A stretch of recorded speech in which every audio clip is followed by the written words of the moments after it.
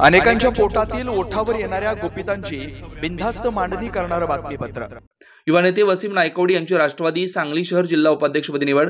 स्वर्गीय मुन्ना नायकवडी यांचे सुपुत्र वसीम मुन्ना नायकवडी यांनी राष्ट्रवादी काँग्रेस पार्टीचे अजितदादा गट यांच्या नेतृत्वाखाली आज निवड करण्यात आली।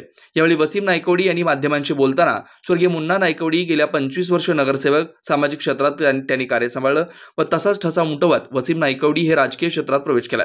त्याची राष्ट्रवादी काँग्रेस पार्टी अजितदादा गट सांगली जिल्हा शहर जिल्हा उपाध्यक्षपदी वसीम नायकवडी यांची निवड करण्यात आली। राष्ट्रवादी काँग्रेस पार्टीचे राष्ट्राध्यक्ष अजितदादा पवार यांच्या उपस्थितीत प्रदेशाध्यक्ष सुनील तटकरे यांच्या मार्गदर्शनाखाली पदभार स्वीकारून मिळालेल्या संधीचं शेवटच्या माणसापर्यंत पक्षाचं विचार धोरण शेवटच्या माणसापर्यंत पोहोचवण्यासाठी प्रयत्न करेन, असे यावेळी वसीम नायकवडी यांनी प्रसार माध्यमांशी बोलताना दिले। नमस्कार, मी वसीम नायकवडी, माजी नगरसेवक स्वर्गीय मुन्ना नायकवडी यांचा चिरंजीव। मला घरचा राजकीय वारसा लाभलेला आहे। माझे वडील राजकारणामध्ये आणि समाजकारणामध्ये गेली 25 वर्ष होते। माझ्या वडिलांनी राजकारणातून समाजकारणाकडे लक्ष दिला। लोकांची समस्या असतील, गोरगरिबांचे कुठलेही विषय असतील, युवकांचे रोजगारांचे विषय असतील, माझ्या वडिलांनी नेहमी त्यांच्या पाठीशी राहून त्यांच्या समस्या सोडवण्याचा प्रयत्न केला आणि समस्या सोडवली।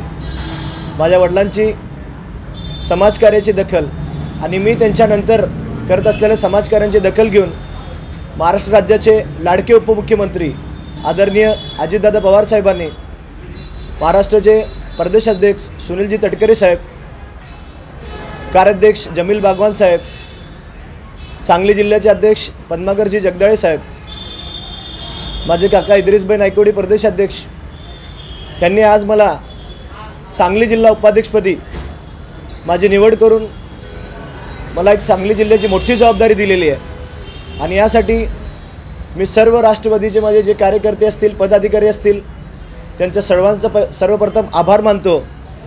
आणि राष्ट्रवादी शेवटच्या माणसापर्यंत, तळागाळापर्यंत आणि गोरगरिबांच्या घरापर्यंत आणि मनापर्यंत कसं पोचल आणि राष्ट्रवादीतून राजकारणातून समाजकारण आम्हाला जास्तीत जास्त कसं करता येईल ते मी करणार।